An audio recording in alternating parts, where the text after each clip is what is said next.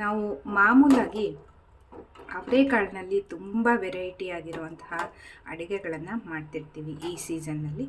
ಆದರೆ ನಾನು ಇವತ್ತು ನಿಮಗೆ ತೋರಿಸ್ತಾ ಇರೋದೊಂದು ಹೊಸ ರುಚಿಯನ್ನು ಕೊಡುವಂತಹ ಒಂದು ರೆಸಿಪಿಯೊಂದಿಗೆ ಬಂದಿದ್ದೀನಿ. ಮಾಮೂಲಾಗಿ ನೀವು ಈ ರೆಸಿಪಿಯನ್ನು ಎಲ್ಲೂ ಮಾಡಿರಲಿಕ್ಕಿಲ್ಲ. ಇದು ನಾನು ನನ್ನ ಗೆಳತಿಯಿಂದ ಕಲಿತು ಮಾಡಿರುವಂತಹ ರೆಸಿಪಿ. ತುಂಬಾ ಚೆನ್ನಾಗಿರುತ್ತೆ ಅನ್ನದೊಟ್ಟಿಗೆ. ಈ ಸೀಸನ್ನಲ್ಲಿ ಅವರೆಕಾಳು ಹೇಗಿದ್ದರೂ ಸಿಗತ್ತೆ.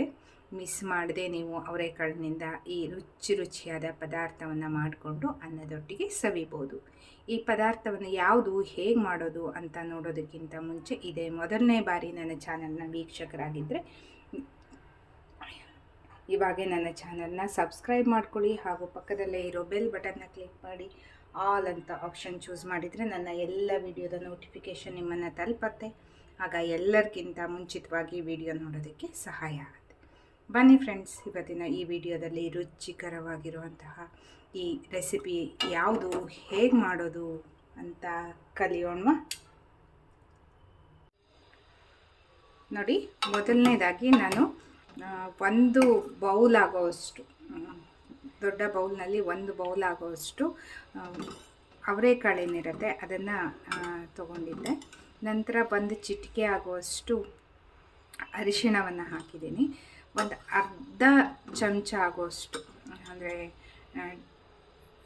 ದೊಡ್ಡ ಸ್ಪೂನಲ್ಲಿ ಒಂದು ಅರ್ಧ ಚಮಚ ಅಥವಾ ಒಂದು ಮುಕ್ಕಾಲು ಚಮಚ ಆಗುವಷ್ಟು ಮಸೂರ್ ದಾಲನ್ನು ತೊಗೊಂಡಿದ್ದೀನಿ.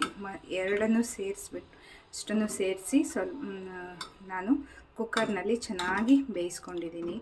ಬೇಳೆ ಮತ್ತು ಅವರೆಕಾಳು ಎಲ್ಲ ಚೆನ್ನಾಗಿ ಬೆಂದಿದೆ. ನೋಡಿ, ಪರ್ಫೆಕ್ಟಾಗಿ ಬೆಂದಿದೆ. ಈಗ ಇದಕ್ಕೆ ಬೇಕಾಗಿರೋ ಒಂದು ಮಸಾಲೆಯನ್ನು ರೆಡಿ ಮಾಡ್ಕೊಳ್ಳೋಣ. ಈಗೊಂದು ಮಿಕ್ಸರ್ ಜಾರ್ನ ತಗೊಂಡಿದ್ದೀನಿ. ಇದಕ್ಕೆ ಒಂದು ಮುಕ್ಕಾಲು ಕಪ್ ಆಗೋಷ್ಟು ತೆಂಗಿನ ತುರಿ ಹಾಕಿದ್ದೀನಿ. ನಂತರ ಒಂದು 1/4 ಇಂಚ್ ಆಗೋಷ್ಟು ಶುಂಠಿ, ನಂತರ ಒಂದು ಅರ್ಧ ಚಮಚ ಜೀರಿಗೆ, ಒಂದು 1/4 ಚಮಚ ಆಗುವಷ್ಟು ಧನಿಯಾ, ಕರಿಬೇವಿನ ಸೊಪ್ಪನ್ನು ಹಾಕಿದ್ದೀನಿ. ನಂತರ ಒಂದು ಹಸಿಮೆಣಸು ಮತ್ತು ಕಾಳುಮೆಣಸು. ನಾನಿಲ್ಲಿ ಹಸಿಮೆಣಸಿನಗಿಂತ ಕಾಳುಮೆಣಸನ್ನೇ ಖಾರಕ್ಕೆ ಜಾಸ್ತಿ ಹಾಕ್ಕೊಂಡಿದ್ದೀನಿ. ಹಸಿಮೆಣಸಿನ ಖಾರ ನೀವು ಜಾಸ್ತಿ ಬೇಕು ಅಂದರೆ ನೀವು ಹಸಿಮೆಣಸನ್ನು ಸಹ ನಿಮ್ಮ ಖಾರಕ್ಕೆ ಅನುಗುಣವಾಗಿ ಹಾಕ್ಕೋಬೋದು.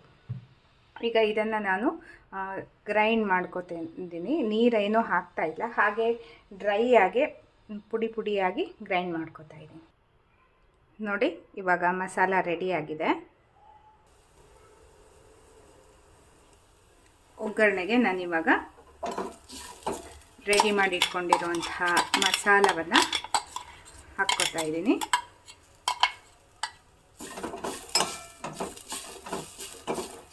ಚೆನ್ನಾಗಿ ಸ್ವಲ್ಪ ಬಾಡಿಸ್ಕೋಬೇಕು. ನೋಡಿ, ಚೆನ್ನಾಗಿ ಫ್ರೈ ಆದ ನಂತರ ನಾನಿಲ್ಲಿ ಇದಕ್ಕೆ ಈಗ ಮೊದಲೇ ಬೇಯಿಸಿಟ್ಕೊಂಡಿರುವಂತಹ ಬೇಳೆಯನ್ನು ಹಾಕ್ತಾ ಇದ್ದೀನಿ. ನೋಡಿ, ಇಷ್ಟು ಗಟ್ಟಿಯಾಗಿದೆ. ಇದನ್ನು ಈಗ ನಾವು ತವೆಯ ಕನ್ಸಿಸ್ಟೆನ್ಸಿಗೆ ತರಬೇಕು. ಈಗ ಬೇಕಾಗುವಷ್ಟು ನೀರನ್ನು ಹಾಕ್ಕೊತಾ ಇದ್ದೀನಿ.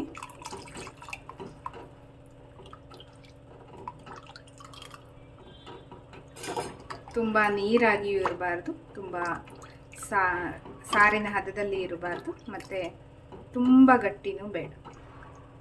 ಈ ಹದ ಪರ್ಫೆಕ್ಟ್ ಆಗಿದೆ. ಚೆನ್ನಾಗಿ ಈಗ ಕುದಿಸ್ಕೊಳ್ಳೋಣ.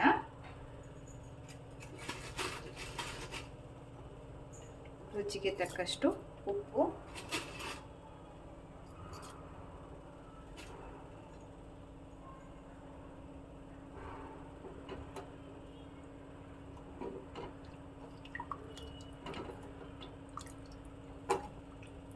ಇದನ್ನು ಸ್ವಲ್ಪ ಚೆನ್ನಾಗಿ ಕುದಿ ಬಂದ ಮೇಲೆ ಸ್ವಲ್ಪ ಗಟ್ಟಿಯಾಗತ್ತೆ.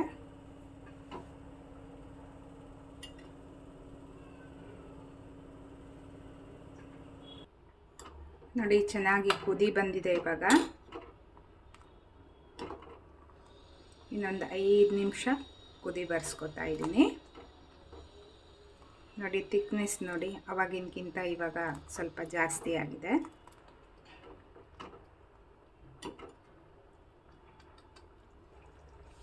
ಈಗ ನೋಡಿ ಫ್ರೆಂಡ್ಸ್, ರುಚಿಯಾಗಿರುವಂತಹ ಅವರೆಕಾಳಿನ ತೊವೆ ರೆಡಿಯಾಗಿದೆ. ತುಂಬ ರುಚಿಯಾಗಿರುತ್ತೆ. ಮಾಮೂಲಿ ನಾವೇನು ತೊವೆ ಮಾಡ್ತೀವಲ್ಲ ಅದಕ್ಕಿಂತ ಡಿಫ್ರೆಂಟಾಗಿರುತ್ತೆ. ಈಗ ನಾನು ಸ್ಟವ್ನ ಆಫ್ ಮಾಡಿಬಿಟ್ಟಿದ್ದೀನಿ.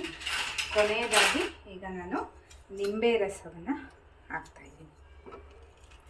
ಇದು ಕೊನೆಯದಾಗಿ ಹಾಕುವಂಥದ್ದು. ತುಂಬ ಹೊಸ ರುಚಿಯನ್ನು ಕೊಡೋದಂತೂ ಗ್ಯಾರಂಟಿ ಇದೆ ನಿಮಗೆ. ಮಾಮೂಲಿ ಅದೇ ತೊವೆ ಅದೇ ಇದು ತಿಂದು ಮಾಡೋ ಬೇಜಾರ್ಗಿಂತ ಈ ರೀತಿ ಡಿಫ್ರೆಂಟಾಗಿ ಒಂದು ತೊವೆಯನ್ನು ಈ ಸೀಸನ್ನಲ್ಲಿ ಮಾಡಿಟ್ಕೊಂಡ್ರೆ ಊಟ ಮಾಡ್ಕೊಳ್ಳೋದಕ್ಕೆ ನಮಗೆ ತುಂಬ ಚೆನ್ನಾಗಿರುತ್ತೆ ಫ್ರೆಂಡ್ಸ್. ಇವತ್ತಿನ ಈ ವಿಡಿಯೋ ನಿಮಗೆ ಇಷ್ಟ ಆಯಿತು ಅಂತ ಭಾವಿಸಿದ್ದೀನಿ. ಈ ವಿಡಿಯೋ ನೋಡಿ ಲೈಕ್ ಮಾಡಿ, ನಿಮ್ಮ ಅನಿಸಿಕೆ ಅಭಿಪ್ರಾಯಗಳನ್ನು ಕಮೆಂಟ್ ಸೆಕ್ಷನ್ನಲ್ಲಿ ತಿಳಿಸಿ. ನಿಮ್ಮ ಫ್ಯಾಮಿಲಿ ಆ್ಯಂಡ್ ಫ್ರೆಂಡ್ಸ್ ಎಲ್ರಿಗೂ ಈ ವಿಡಿಯೋನ ಶೇರ್ ಮಾಡಿ ಅಂತ ಹೇಳ್ತಾ ಮತ್ತೆ ಒಂದು ಹೊಸ ವಿಡಿಯೋದೊಂದಿಗೆ ಭೇಟಿಯಾಗೋಣ. ಅಂಟಿಲ್ ದೆನ್ ಟೇಕ್ ಕೇರ್, ಬಾಯ್.